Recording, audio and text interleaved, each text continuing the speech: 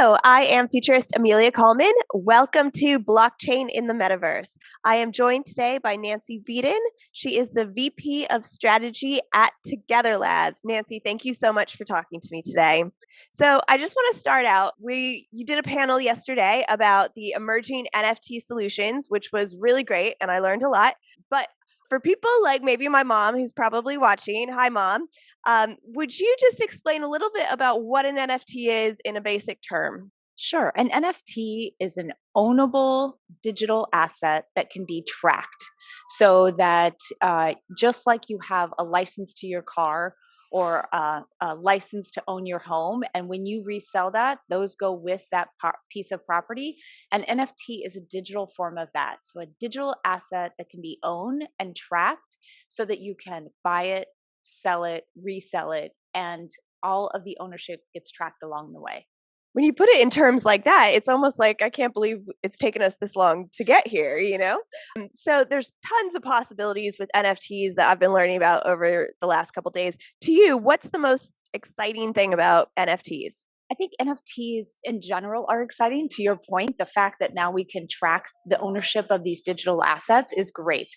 I think, we have seen a lot of NFTs coming to market where they, have been collectibles, they have been valued, they have been resold, almost like a store of value asset. I think now what we're going to see is that these assets can be used in real gameplay and in real life. So for instance, for Together Labs, we are going to let our users buy NFTs on the platform, wear the NFT dress, drive the NFT car, put the NFT furniture in their penthouse. And then once they're done with it, they can resell it on the market that's been there. So, moving NFTs from just a pure collectible image to something you can actually use, I think is really exciting.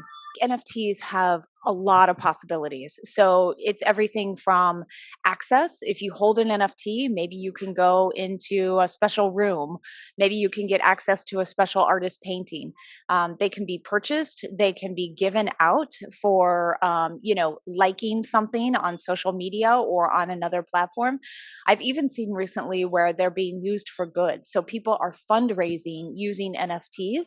A great cause I saw was crypto babies, where if you buy a crypto baby NFT, the funds go to help women who can't afford IVF treatments. So the idea of NFTs as rewards, as access, and as for good and raising funds, I think there's so many possibilities.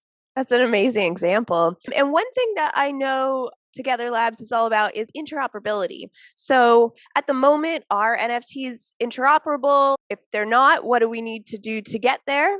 At the moment, many NFTs are not interoperable. You can easily move them from, let's say, an OpenSea or marketplace to your wallet, but not necessarily use them in other game platforms. And we really want to push that forward. So what we've done today is we've allowed people to buy NFTs off of our platform, and then they can bring them onto the platform and wear them. So we did a collaboration with Shoes 53045, where they created, exclusive boots. And one pair was black and red, and it had flames at the heel. And so you could buy one of 100 of these boots. And once you validated that you had an avatar in our IMVU social platform, you could bring the boots in, wear them on your avatar. And because it's the metaverse, now the flames weren't just painted, they were real flames. So it was the ability to buy off the platform and bring on the platform. We also are trying to drive out where you can do the reverse, because the idea of NFTs is true ownership. And really, true ownership comes when you can take that asset with you. Do you think that they'll start to build degradation into NFTs? Like, for instance, if I wear a shirt every day for a year, will it start to get dingy and dirty and I'll have to buy a new one, or things go out of style? Or do you think that's going to be something? Yeah, you could absolutely build that in. You could build time into an NFT where, it would go away after maybe a certain time. You can combine NFTs to make a new NFT, which is super cool as well. So, you can do all kinds of things with NFTs. So I think we're just on the cusp of all the things that you see happening with NFTs. And I think the future will be so much more than we've even imagined today. So one thing that I understand about NFTs that sort of helps to drive it is scarcity. So question around that is, because there's that scarcity aspect, how do, as an industry, we make sure that it's inclusive of everyone and it doesn't turn into kind of an elitist market? I think with the scarcity, you can create NFTs that are scarce, right? A very low number of NFTs. That's traditionally what we have seen. And I do think it has priced some people out of the market, or, diluted their interest in it. With our platform, you will see NFTs for $2, $3, $4, $5, and they'll be resellable. So they're very affordable, just like our other digital goods. But they come with all these other benefits, where a designer could make an exclusive dress or could make a small collection and sell it in the marketplace at a decent, affordable price, where people can buy it and actually wear it and use it. So more of a general question. When it comes to blockchain and crypto and NFTs, how do you see this disrupting traditional markets? Yeah, we like to say that it's positive disruption. Typically disruption is used as a negative term. But in this case, what we're really doing is serving the community. And we do think it will disrupt. It will disrupt businesses, financial models. It will disrupt, how people communicate with their users and their communities. And it's all for good. So we like to think of it as positive disruption, because the community is at the heart of why you make these changes. And I believe more and more communities will demand the ability to have transferability, to have, digital currencies that can be freely exchanged globally with, people they do business with. I think people will want true ownership. We know that 25% of Gen Z already makes money online. And the idea that blockchain lets you seamlessly, participate in shaping the metaverse and games and social outlets, we know that number will grow, and a lot more of our users will be earners. And blockchain lets all of our users become earners.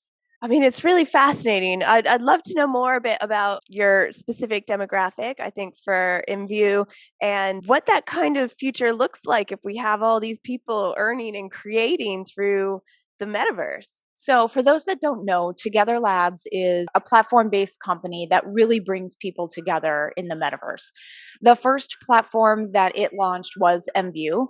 It is the world's largest 3D avatar social platform. It's a global platform, so we're in more than 160 countries, and it's highly female, or those that choose to register female, about 65% female. And, we have 200,000 active creators, because the whole platform is generated by these users. And to your point, these creators, these users, these participants, the nightclub hosts, the personal shoppers, all of these people make up our community. And as for where this looks like in the future, we actually think it's going to mirror real life. So in our economy, we have both a goods economy and a service economy, like you would see in real life. So we would encourage people to come and participate and, commit their time and be able to earn off that time in a place they want to play. It sounds to me like this is really going to shift the future relationship between brands and their and users, communities, with people becoming more influential over the direction of the brands. What are your thoughts for the brands who are looking at getting into the metaverse and that relationship? I think it is going to shift the relationship between the community and the companies that provide these spaces. At MView, unlike other maybe traditional social companies, we don't make the majority of our revenue off of selling customer data or advertising. It is revenue direct from customers for things they want to purchase. And so we do that by providing the things that they're looking for. And I would say to other brands or other folks looking to get into the metaverse, you have to do it in an authentic way. So, you have to understand that one of our top selling items is a pair of wings. So, people want to express themselves in the metaverse. They want to be whomever they want in the metaverse. They want to be able to meet friends in the metaverse. They want to be able to be a nightclub host in the metaverse, even if they're not in real life. So I feel like, brands need to really understand how people use this to, augment their real life, and really do it in an authentic way. I want to buy a pair of wings in the metaverse. That sounds pretty cool. So, one thing I've been noticing is this kind of talk around regulation and governments kind of coming into this space, and I'm wondering what that means for NFTs, for crypto, for blockchain, for companies like yours. I would say first and foremost, with any technology, the regulatory, the taxes, the legal, everything catches up to the innovation at some point. But the innovation moves so fast, it just can't move as fast as the innovation. So, yes, there are more laws, more regulatory considerations around, blockchain, around cryptocurrencies, around tokens, around NFTs, even. And so, you really have to do it in the right way. Our users trust us. And so we've been trying to be very compliant, whether it is, a no action letter from the SEC that we were able to receive for our V-coring token, or it is making sure that we have the right money licenses or the right regulatory rules that are followed. We want to do it in a very compliant way because our users trust us to bring this to them in the right way, and we want to make sure we do it. But it is, slowly catching up to the innovation that's happening, and it is something that I think companies and brands need to be more and more aware of. Yeah, that trust is such a good point. And one thing that I've been curious about is I'm seeing younger audiences starting to get into the metaverse and people starting to talk about it and cater to them. So, how does that change any models when it comes to privacy or safety and those kind of issues? Yeah, I think there's a lot of things to consider for your demographic. So, specifically on MVU, we do a lot to put in place a place where those that are 18 and older can go and participate, and those that are not cannot go and participate. I think also when it comes to blockchain, you have to think about if people are earning cryptocurrency, true cryptocurrency, you have to know your customer and they have to go through a KYC process that, you know, makes them have to be 18 and older. So, there are a lot of considerations based upon your demographic. There's a lot of great metaverses out there for younger people. In fact, we are coming out with a new metaverse for younger people. And what we see is that they want to interact more, not just socially connect, but do things together, do escape rooms, do, trivia, watch YouTube videos together. So you really have to think about that audience and put in place the things that they want to aggregate or congregate for. And so for a younger audience, they do like to do things together. And in our new platform, you'll see that coming. Very cool. So I know that Together Labs was just named one of Time's 100 most influential companies of 2022. That must feel pretty amazing. So wondering if you could just tell us a bit more about why Together Labs stands out in the market and what differentiates you guys. Yeah, great honor.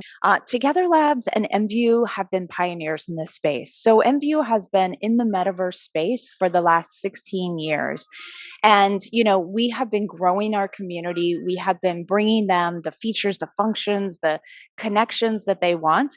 And with the recent addition of our blockchain subsidiary, MetaJuice, we've been able to continue to pioneer in the space and turn the metaverse into a blockchain enabled metaverse, allowing for digital cash and peer to peer payment, the ability for users to have true ownership with coming NFTs, as well as our new token VCore, a meta token that will allow holders to have more governance, more voting, more voice in shaping the future of the metaverse. That's amazing. You guys are one of the most busiest companies I know. So what is next? What does the future hold? There's a lot on the horizon. So, being able to blockchain enable our sister companies, our MVU platform, our new younger platform, and then, we have the ability to blockchain any other metaverse. So I think that is where it's going. For our users, they will have a full NFT store this year, so that they can buy and resell. And they'll be able to participate with our vCore token later this year and our international users specifically, so that they can be able to have more voice and to be able to participate in an even deeper way in what we're building. And final question, how are you finding Paris Blockchain Week? Paris Blockchain Week has been great. I feel like the crowd has been good. The conversations have been terrific. The exhibits are good. I can see a real difference where there are companies that are out there, they're alive, they're thriving, they're in the market, and it's no longer building a vision. These things are happening right now. And so it's so exciting to see all of that real time here in Paris. I totally agree. There's an amazing buzz going on right now. It's been fabulous. And it's been fabulous talking to you. Thank you so much. And thank you so much for watching.